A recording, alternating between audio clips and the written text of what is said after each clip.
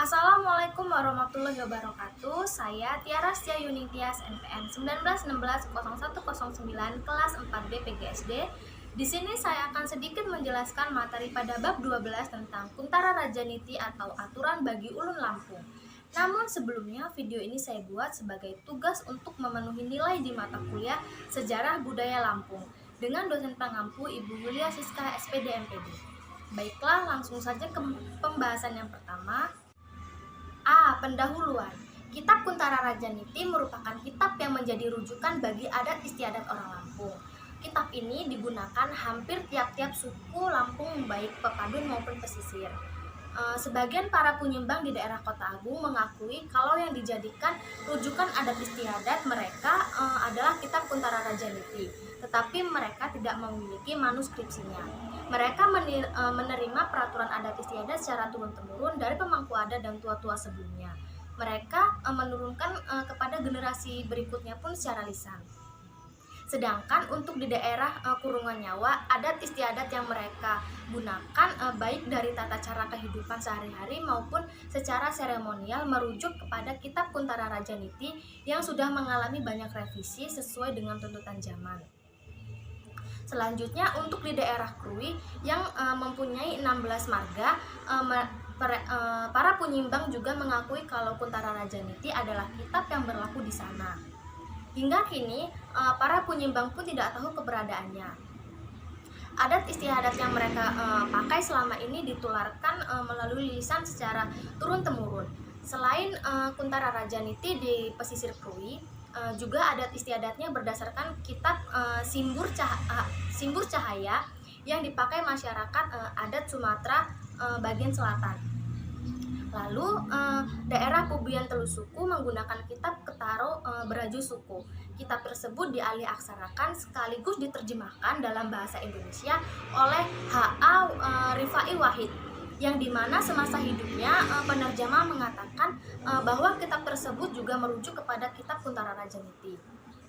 Sedangkan manuskrip dari Kitab Kuntara Rajaniti bisa didapatkan di kediaman Hasan Basri yang bergelar Raden Imba atau secara adat disebut Dalom Kusumoratu. Ia merupakan keturunan dari Ratu Daerah Putih asal muasal dari Raden Intan II. Kediamannya pun di desa Kuripan Penengahan Lampung Selatan. Manuskrip tersebut bernama lengkap Rajaniti dan Jugul Muda yang ditulis sekitar abad ke-17 sampai ke-18. Kemudian berbeda lagi untuk masyarakat Melinting Maringgai, Jabung Lampung Timur. Masyarakat adat Melinting merupakan bagian dari masyarakat adat Lampung atau masyarakat Lampung yang dalam bahasa Lampung disebut ulun Lampung atau orang Lampung. Keratuan Melinting diperkirakan berdiri pada awal abad ke-15.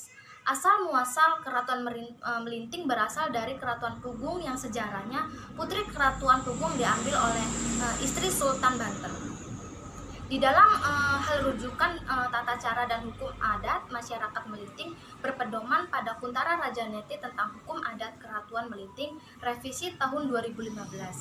Kitab Kuntara Rajaniti adalah dikeluarkan oleh Sultan Melinting, di mana dalam kitab tersebut terdapat filsafat hidup yang dijadikan pedoman dalam masyarakat yang disebut Piil Pesenggiri, yang berisi tentang wewenang lembaga yang dipimpin oleh Keratuan Ratu Melinting yang bertugas untuk mengawasi dan mengatur tata cara kehidupan, baik cara perkawinan, membina dan mengayomi masyarakat sehingga tercipta kehidupan yang rukun.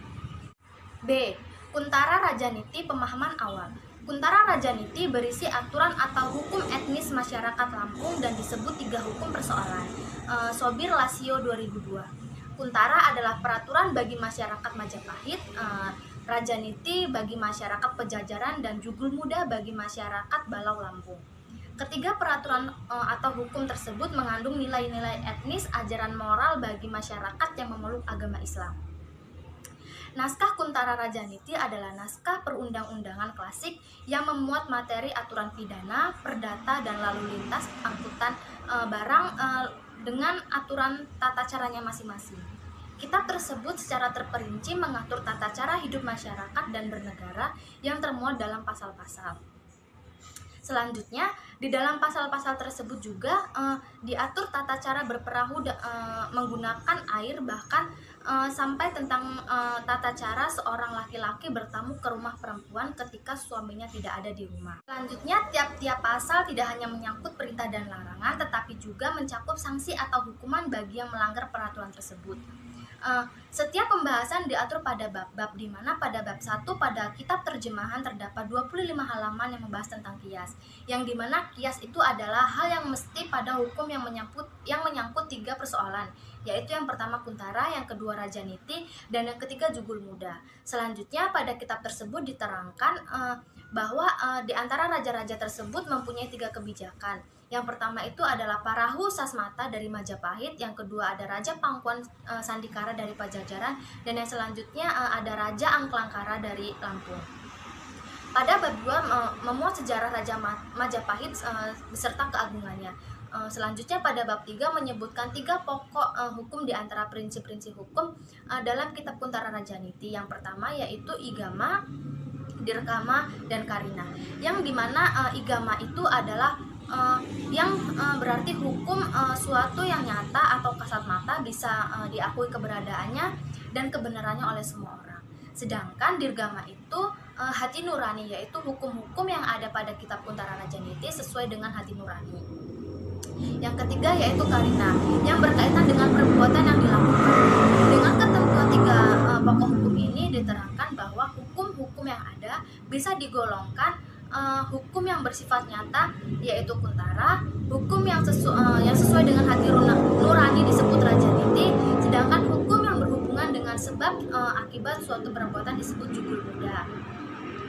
Dari isi kitab Kuntara Rajaniti tersebut dapat disimpulkan bahwa masyarakat Lampung sebelum adanya undang-undang Belanda sudah memiliki undang-undang yang secara lengkap mengatur kemasyarakatan, di mana kitab Kuntara Rajaniti ini bukan hanya sekedar mengatur acara secara seremonial seperti yang dipahami sebagian orang, tetapi melainkan kitab yang mengatur segala sendi dan segi kehidupan. Berikut pedoman yang harus dipahami oleh masyarakat Wahyu dalam Utami di KK 2018 sebagai berikut.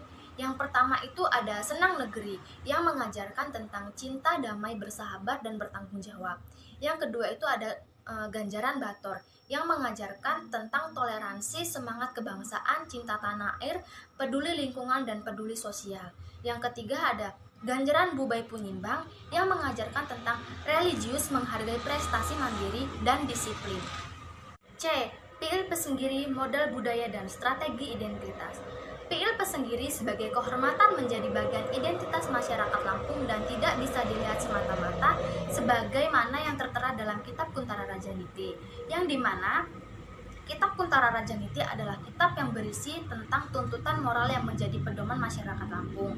Pelanggaran terhadap 3 pokok persoalan atau 3 pokok hukum akan dikenakan sanksi yang disebut dengan cempala, melainkan bagaimana ia menjadi bagian dari tindakan keseharian masyarakat, yang artinya di mana Piil Pesenggiri selalu berada pada kondisi yang tidak dikontestasikan oleh masyarakat sendiri.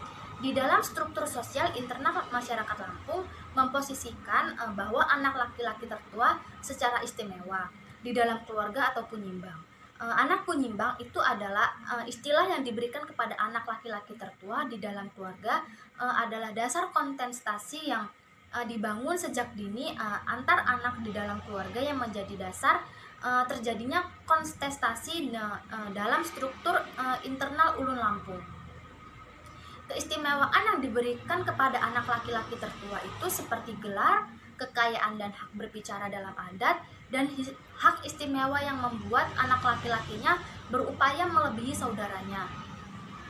Selanjutnya, harga diri atau yang disebut dengan Piil Pesenggiri ini menjadi kata yang sakti, bahkan menjadi menu utama karena begitu seringnya kalimat tersebut dilontarkan dan didengarkan sejak masa anak-anak bahkan sampai tua sekalipun.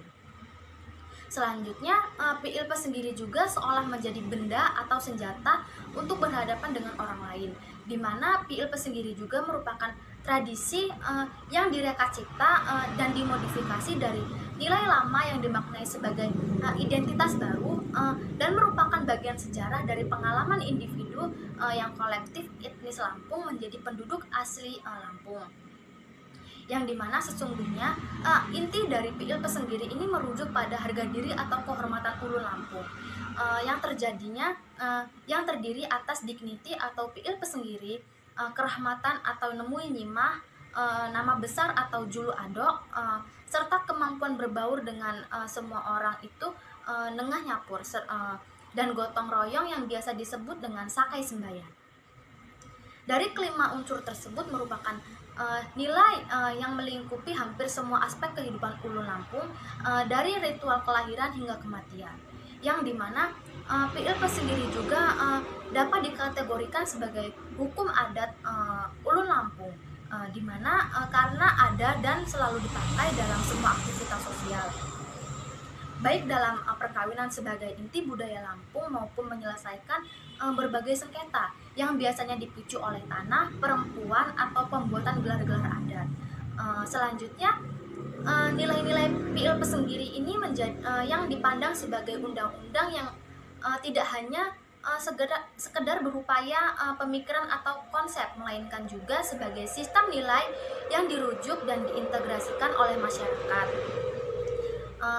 Dari sisi penting dan signifikan Piil Pesenggiri inilah yang tampaknya menjadi konsep honor atau kehormatan dan harga diri yang merupakan esensi atau suatu yang sangat prinsip, karena memiliki sisi kesucian atau prestis, kemuliaan dan keagungan, atau secret, prestige, radiancy, glory, presensi.